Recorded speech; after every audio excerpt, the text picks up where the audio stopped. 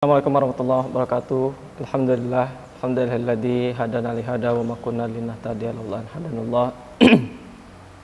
Asyhadu an la ilaha illallah wahdahu la syarika lahu wa asyhadu anna Muhammadan abduhu wa rasuluhu ma ba'du. Alhamdulillah, puji syukur kita panjatkan kehadirat Allah Subhanahu wa taala yang telah melimpahkan curahan rahmatnya kepada kita sehingga kita dapat bertemu dan melaksanakan ibadah puasa di bulan suci Ramadan ini.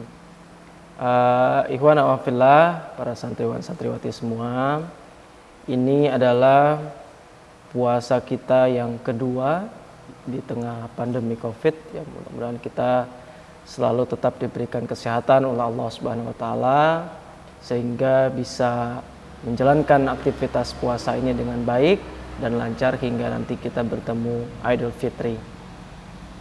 Ikhwan wa fillah rahimakumullah, pada minggu yang lalu atau pekan yang lalu kita sudah bahas hadis yang pertama, yaitu tentang niat. Nah, untuk pada kesempatan kali ini insyaallah kita akan terangkan hadis yang kedua dalam hadis Arba'in An-Nawawi, yaitu terkait dengan iman, Islam dan ihsan. An Umar radhiyallahu anhu aidan qala bainama nahnu julusun inda Rasulullah sallallahu alaihi wasallam data yaumin ittala'a alaina rajulun syadid bayadi thiyabi syadidus sawadi sa'r la yura alaihi atharas safari wa la ya'rifuhu min ahad hatta jalasa ila nabi sallallahu alaihi wasallam fa asnada rukbatayhi ila rukbatayhi wa wada'a kaffayhi ala fahidayhi wa qala ya Muhammad akhbirni anil Islam. Faqala Rasulullah sallallahu alaihi wasallam, al-Islamu an tashhadu an la ilaha illallah wa anna Muhammadar Rasulullah wa tuqimas shalah wa tu'tiyaz zakah wa tasuma Ramadan wa tahujjal bait in istata'ta ilahi sabila. Qala sadaqta. Fa'ajibna lahu yas'aluhu wa yusaddiquhu. Qala fa'akhbirni anil iman. Qala antu'mina billah wa malaikatihi wa kutubihi wa rusulih wal yaumil akhir wa tu'minu bil qadri khairihi wa syarrih. Qala sadaqta. Qala fa'akhbirni anil ihsan. Qala anta'budallaha ka'annaka tarahu fa illam takun tarahu fa innahu yarak. Qala fa'akhbirni anis sa'ah. Qala mal mas'ulu anha bi'a'lama minas sa'il. Qala fa'akhbirni an amaratiha. Qala antalidal ammatu rabbataha wa antaral khufatal uratal alata ri'a asya'i yatatawaluna fil bunyan thumma intalaqa falabistu maliya. Thumma qala ya Umar atadri manis sa'il?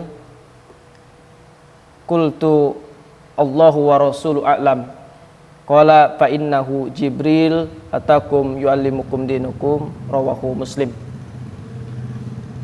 Ikhwan wa fillah rahimakumullah, para santriwan santriwati semua, arti hadis di atas yaitu adalah dari Umar radhiyallahu anhu, juga dia berkata, ketika kami duduk-duduk di sisi Rasulullah sallallahu alaihi wasallam, suatu hari tiba-tiba datanglah seorang laki-laki yang mengenakan baju yang tampak putih dan berambut sangat hitam. Tidak ada tampak padanya bekas perjalanan jauh dan tidak ada seorang pun di antara kami yang mengenalnya. Hingga kemudian dia duduk di hadapan Nabi, lalu menempelkan kedua lututnya kepada kedua lututnya Rasulullah SAW seraya berkata, ya Muhammad, beritahukan aku tentang Islam. Maka bersabdalah Rasulullah SAW, Islam adalah engkau bersaksi bahwa tidak ada ilah Tuhan yang disembah selain Allah Subhanahu wa taala dan bahwa Nabi Muhammad adalah utusan Allah. Engkau mendirikan salat, menunaikan zakat, puasa Ramadan dan pergi haji jika mampu. Kemudian dia berkata, Anda benar. Kami semua heran. Dia yang bertanya, dia pula yang membenarkan. Kemudian dia bertanya lagi, beritahukan aku tentang iman. Lalu beliau bersabda, engkau beriman kepada Allah, malaikat-malaikatnya, kitab-kitabnya, rasul-rasulnya dan hari akhir, dan engkau beriman kepada takdir yang baik maupun yang buruk. Kemudian dia berkata, Anda benar. Kemudian dia berkata lagi, beritahukan aku tentang ihsan. Lalu beliau bersabda, ihsan adalah engkau beribadah kepada Allah seakan-akan engkau melihatnya. Jika engkau tidak melihatnya, maka dia melihat engkau. Kemudian dia berkata, beritahukan aku tentang hari kiamat. Beliau bersabda, yang ditanya tidak lebih tahu dari yang bertanya. Dia berkata, beritahukan aku tentang tanda-tandanya. Beliau bersabda, jika seorang hamba melahirkan tuannya, dan jika engkau melihat seorang bertelanjang kaki dan dada, miskin lagi pengembala domba, kemudian berlomba-lomba meninggikan bangunannya. Kemudian orang itu berlalu dan aku terdiam sebentar. Kemudian beliau Rasulullah SAW bertanya, ya Umar, tahukah engkau siapa yang bertanya tadi? Aku berkata, Allah dan Rasulnya lebih mengetahui. Beliau bersabda, dia adalah Jibril yang datang kepada kalian bermaksud untuk mengajarkan agama kepada kalian. Riwayat Muslim. Nah, ada beberapa kosakata yang barangkali ini menarik ya untuk kita ya sedikit kupas ya teman-teman semua. Yang pertama adalah ada tola'a. Tola'a itu artinya terbit atau datang. Kemudian ada asnada, itu artinya menyandarkan. Lalu kemudian ada kafaihi. Tadi ada kafaihi ya. Kemudian itu adalah kedua telapak tangan. Kemudian fahidai itu adalah kedua paha. Jadi sudah kayak mungkin kita terbayang ya bagaimana duduknya malaikat Jibril dengan malaikat Rasulullah ketika dia meletakkan kafaihinya di atas fahidaihi Rasulullah gitu ya. Kemudian intolako itu adalah berangkat bertolak. Kemudian rukbatai itu kedua lututnya. Kemudian ada hufata itu telanjang kaki. Kemudian ada maaf itu bekas ya. Kemudian ada amaro itu ada tanda-tanda. Kemudian ada urota itu artinya telanjang. Lalu kemudian ada ria'a itu artinya pengembala. Yatatawalun itu saling meninggikan. Nah, ada dua catatan penting terkait dengan hadis ini anak-anak semua. Yang pertama adalah hadis ini merupakan hadis yang sangat dalam maknanya, karena di dalamnya terdapat pokok-pokok ajaran Islam, yaitu apa tadi? Iman, gitu ya. Kemudian Islam sendiri, lalu ihsan. Dari sini kita bisa mengetahui bahwa iman dan Islam itu memiliki makna yang berbeda, gitu ya. Jadi ada satu istilah gini, idza ijtama'a iftaraqo wa idza iftaraqo ijtama'a. Jadi kalau dia Islam dan iman itu dalam satu makna, dalam satu kalimat gitu ya, dalam satu tempat, maka itu memiliki arti yang berbeda. Ya, maka memiliki arti yang berbeda. Tapi kalau Islam dan iman itu berada di kalimat yang lain gitu ya, secara terpisah, maka maknanya sama gitu ya. Nah, sementara ihsan itu tadi kita bisa melihat bahwa ihsan itu adalah kita beribadah pada Allah gitu ya, seakan-akan kita itu melihat Allah gitu ya. Jadi tapi kita tidak bisa membayangkan bahwa Allah seperti apa gitu ya. Tidak bisa kita membayangkan Allah, wah begini. Yang jelas kita beribadah itu seakan-akan disaksikan oleh Allah. Kalau kita tidak bisa, maka sesungguhnya Allah menyaksikan kita, kan begitu ya. Nah, ini makanya dalam sekali maknanya dalam hadis 2 ini. Kemudian yang kedua, hadis ini mengandung makna yang sangat agung karena berasal dari dua makhluk Allah yang terpercaya. Yaitu yang pertama adalah aminus sama atau kepercayaan makhluk di langit, yaitu malaikat Jibril alaihissalam. Kemudian yang kedua adalah aminul ard, kepercayaan makhluk di bumi, yaitu Rasulullah sallallahu alaihi wasallam. Nah, sekarang kita masuk kepada faedah hadis atau kandungan hadisnya. Ya. Yang pertama adalah pelajaran hadis yang kita bisa ambil dari hadis ini adalah yang pertama, kita disunahkan untuk memperhatikan kondisi pakaian kita, kondisi kebersihan kita, khususnya jika menghadapi ulama, orang-orang mulia atau para penguasa. Makanya kenapa disebutkan di awal bahwa Jibril itu datang ketika para sahabat dan Rasulullah sedang berkumpul, datang dengan kondisi yang rapi, bersih gitu ya. Tidak ada tampak bekas-bekas perjalanan jauh. Nah, ini menunjukkan, mengajarkan kepada kita bahwa ketika kita mendatangi majelis gitu ya, majelis, kemudian kita mendatangi masjid barangkali gitu ya, untuk menuntut ilmu dan sebagainya, maka kita disunahkan untuk merapikan atau memperhatikan kerapian kita, terus kebersihan kita. Ini sangat dianjurkan sekali. Kemudian yang kedua, nah ini juga menarik ya, siapa yang menghadiri majelis ilmu dan menangkap bahwa orang-orang yang hadir butuh untuk mengetahui sesuatu masalah dan tidak ada seorang pun yang bertanya, maka wajib baginya bertanya tentang hal tersebut meskipun dia mengetahuinya, agar peserta yang hadir dapat mengambil manfaat darinya. Jadi begini ya anak-anak semua, kalau kita dalam sebuah majelis ilmu gitu ya,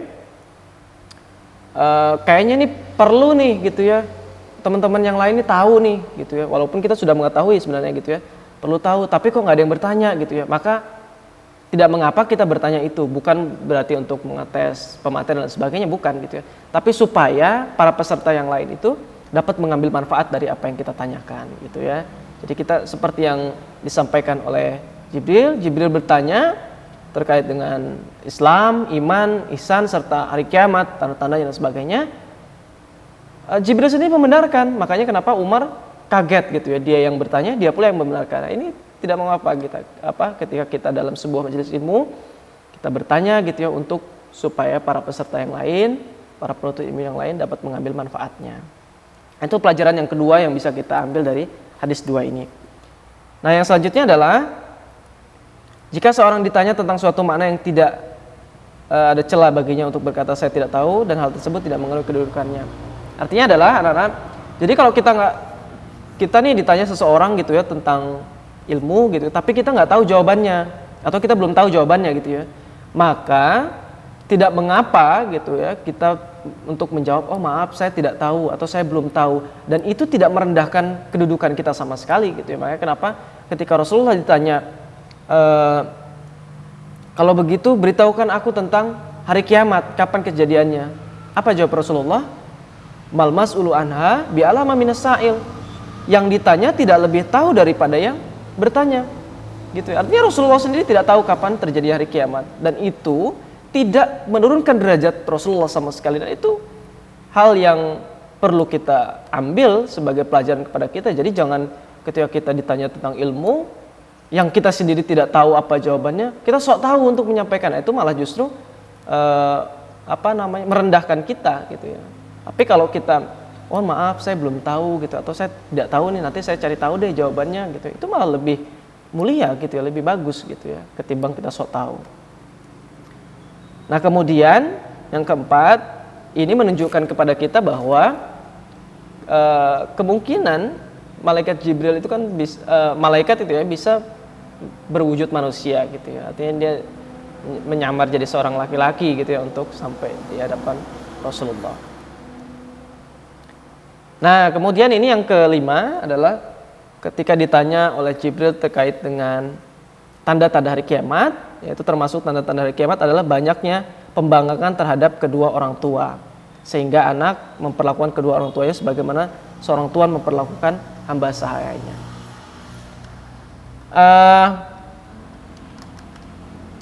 Itu adalah salah satu tanda-tanda kiamat ya teman-teman semua. Jadi bagaimana banyak anak yang kemudian memperlakukan orang tuanya seperti budaknya gitu ya, menghardik budaknya. Kalau kita lihat banyak pemberitaan ya, mohon maaf ya, banyak yang anak sampai tega membunuh orang tuanya gitu ya, dengan hal-hal yang sepele gitu ya. Nah, ini barangkali sudah menunjukkan tanda-tandanya, ini sudah disampaikan bahwa hal tersebut ya. Kemudian tanda-tandanya juga yang tadi disebutkan di awal adalah apa? Jika engkau melihat seorang bertelanjang kaki dan dada, miskin lagi pengembala domba, kemudian berlomba-lomba mendirikan bangunan. Ini menunjukkan bahwa ini, kalau dalam saya mendengar sebuah ceramah ya, ini adalah bangsa Arab ya. Artinya dulu kan mereka miskin, kemudian bertelanjang dada, alas kaki, kemudian pengembala domba gitu ya. Dan sekarang kita lihat ya, berlomba-lomba untuk saling mendirikan bangunan. Banyak kan Coba salah satunya apa? Teman-teman tahu? Burj Khalifa tahu ya? Burj Khalifa itu yang bangunan tertinggi di Dubai. Kemudian ada lagi Kingdom Tower, nanti bisa teman-teman lihat berapa tinggi ya Kingdom Tower dan sebagainya. Itu kan di Arab gitu ya. Mereka saling mendirikan bangunan. Dan ini kan baru-baru saja, baru-baru terjadi ketika ditemukannya petrodolar gitu ya. Sebelumnya kan disebutkan sebelumnya adalah miskin, bertelanjang kaki, bertelanjang dada gitu ya, pengembala domba. Nah, kemudian adalah di dalamnya terdapat dalil bahwa perkara gaib tidak ada yang mengetahui selain Allah. Betul ya? Jadi ketika ditanya oleh malaikat Jibril Rasulullah menjawab, ya hari kiamat ini saya nggak tahu gitu ya. Mal mas'ulu a'lam bil alami minasail gitu ya. Itu Rasulullah loh. Jadi ya tidak perlu meyakini kalau ada seseorang yang mengatakan kiamat terjadi tahun sekian, bulan sekian gitu. Kita nggak perlu meyakini. Rasulullah saja ketika ditanya itu tidak tahu jawabannya, kan begitu ya. Apalagi kita manusia biasa, dan itu adalah hak prerogatif Allah. Itu adalah Allah yang mengetahui kapan kiamat segala macam. Jadi hal-hal yang gaib seperti itu hanya Allah yang tahu. Nah, ini juga yang kita ambil pelajaran dalam hadis 2 ini adalah terkait dengan adab cara duduk dalam majelis ilmu ya. Bagaimana malaikat Jibril mengajarkan cara duduknya ketika di majelis ilmu, cara menyampaikan dan sebagainya. Nah, dari hadis 2 ini sebenarnya banyak pelajaran yang bisa kita ambil ya, karena di awal tadi sudah disampaikan bahwa hadis ini merupakan hadis yang sangat pokok ya, maknanya dalam gitu ya, agung gitu ya. Dan ini kalau kita cermati memang hadis 2 ini memberikan gambaran kepada kita bahwa Islam itu adalah perbuatan atau amalia lahiriah gitu ya. Sementara iman itu adalah perbuatan batiniah gitu ya. Kalau Islam itu kan Rasul bersabda bahwa engkau bersahadat, kemudian sholat, puasa seperti yang kita lakukan saat ini, berzakat dan naik haji jika mampu. Sementara kalau iman itu adalah keyakinan dalam diri, dalam hati, bahwa kita meyakini atau beriman kepada Allah, Rasulnya, para malaikat, kitabnya, hari akhir, serta qada dan qadar gitu. Nah, mudah-mudahan ikhwan dan wafillah semua yang sedikit ini bisa bermanfaat untuk kita semua. Kita mudah-mudahan juga selalu diberikan kesehatan oleh Allah, kita dapat melewati ibadah puasa Ramadan ini dengan baik, dengan lancar, serta kemudian diberikan derajat takwa nanti di akhir Ramadan. Terima kasih, jazakumullah khairan katsiran. Kita tutup sama-sama dengan baca hamdalah dan doa penutup majelis. Alhamdulillahirabbil alamin. Subhanakallahumma wa bihamdika asyhadu an la ilaha illa anta astaghfiruka wa atubu ilaik. Assalamualaikum warahmatullahi wabarakatuh.